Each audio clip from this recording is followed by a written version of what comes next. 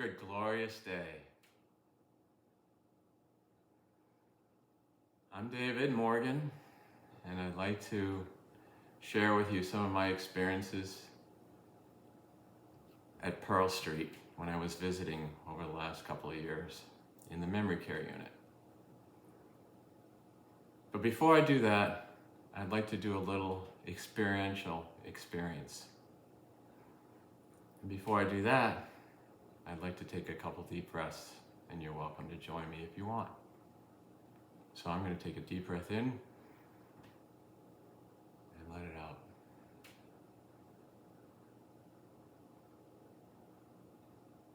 I'm going to take another deep breath in and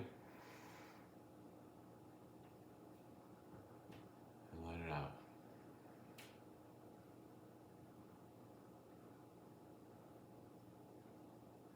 So imagine you're in a memory care unit. And imagine you're physically unable to move.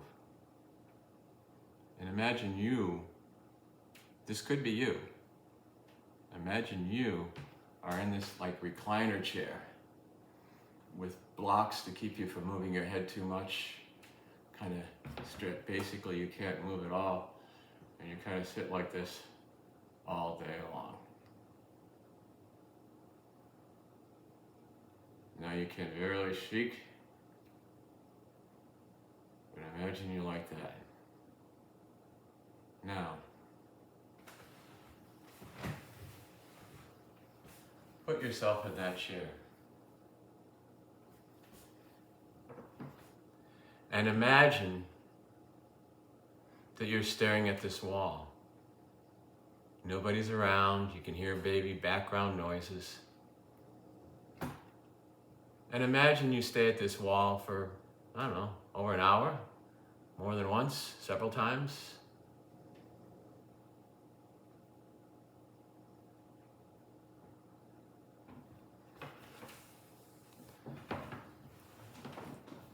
Is that something you'd want to be doing, experiencing? It's not something I'd want.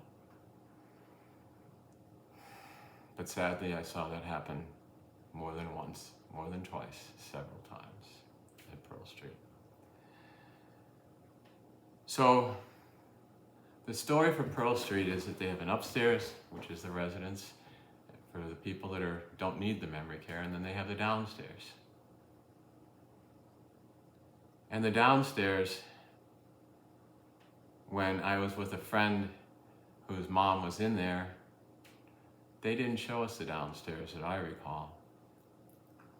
They said they have it. And during COVID, my friend's mom was moved into the memory care unit with the staff.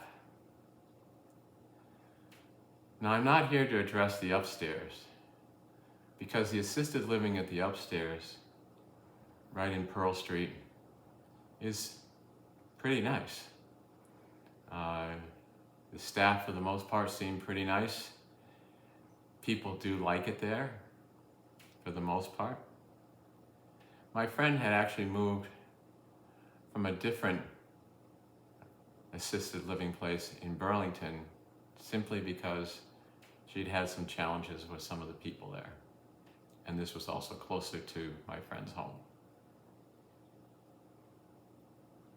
So during the years after COVID, when we were allowed to visit again, she was locked in during COVID, and COVID is COVID.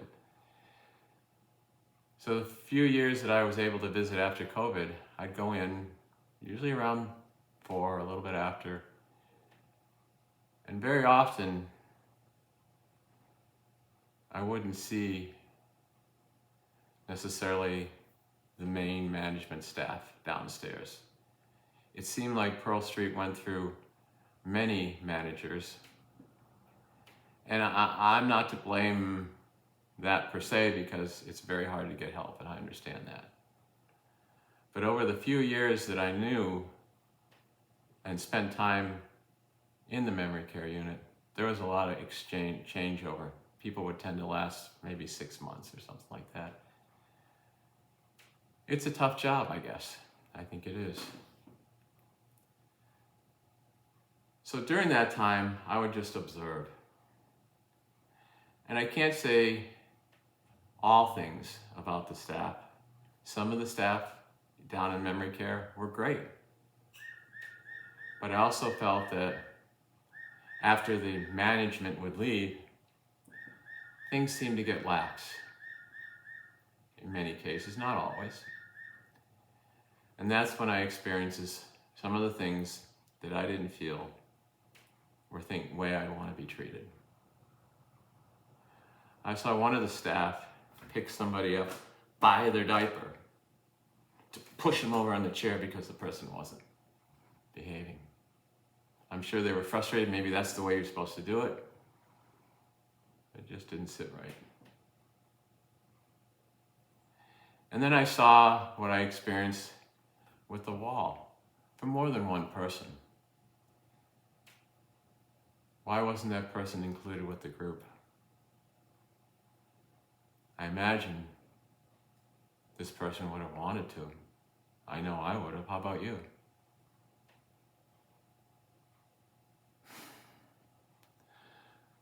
So this is really a hard thing for me to do. But I also realized as I was down there, how could I help? And after COVID, there wasn't one single live flower downstairs that I could see.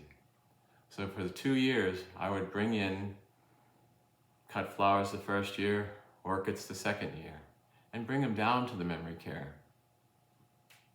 Because unlike other memory care units, this particular one is basically down in the basement of a school. And there really isn't much outdoor light at all, especially where they primarily hang out. And the light that's out there is blocked.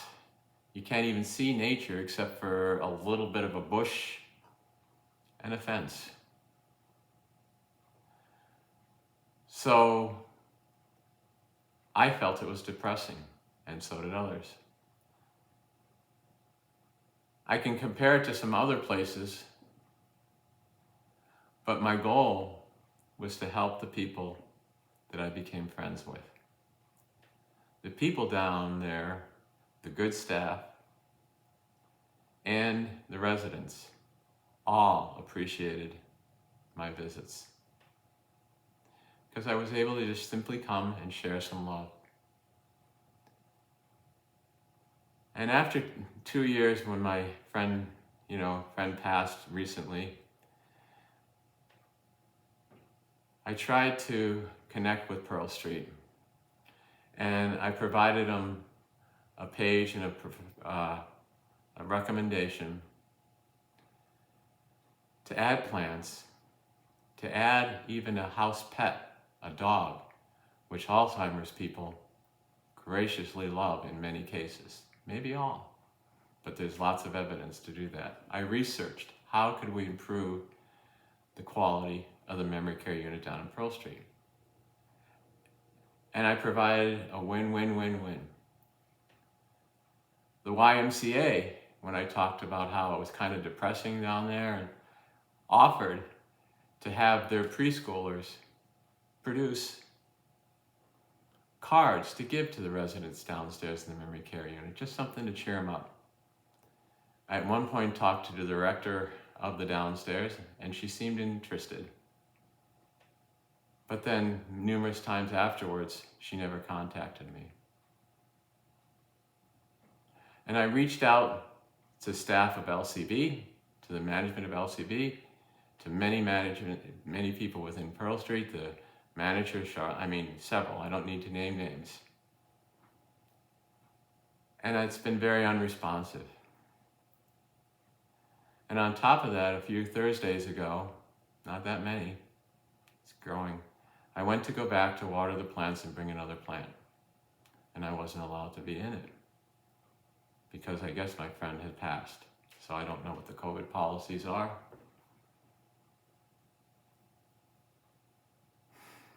So as much as I'd want to recommend Pearl Street, if they don't need memory care, if your parents aren't going to need memory care, then yeah, it's nice upstairs. It's not a big deal. It's awfully close to where I was, and that's why I could go visit.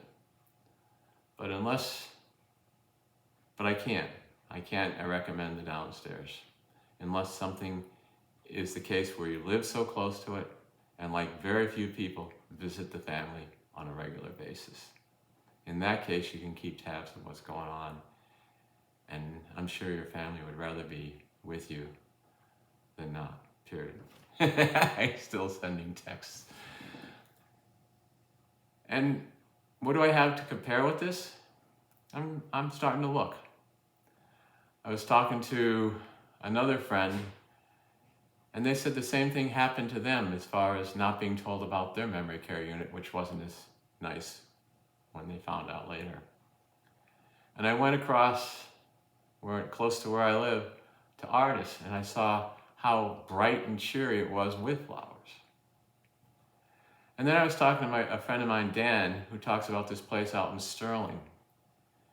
And he says it's designed with all the staff that truly, truly loves their job and loves to care for the people. And he says it couldn't be any nicer for my mom. So I guess as much as I'd love, because it's right down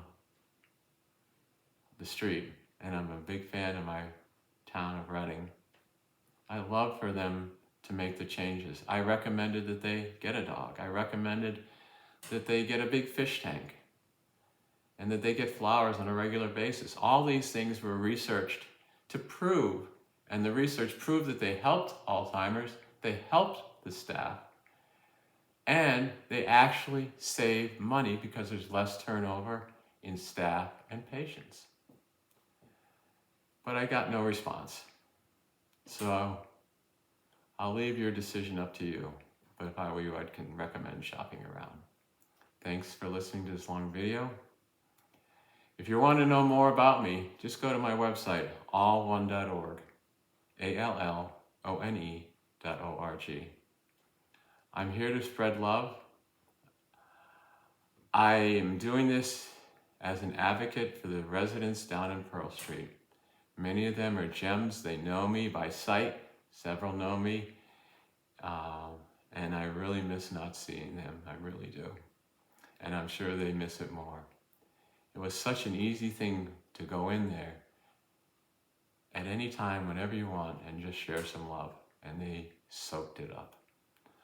So I recommend shopping around and visiting. And that's all I think I need to say. Except, I'm sorry I have to say this in the first place. And I say it with love to everyone, because everyone is a blessed soul. And we have to start to really treat each other that way. Thank you so much. With love.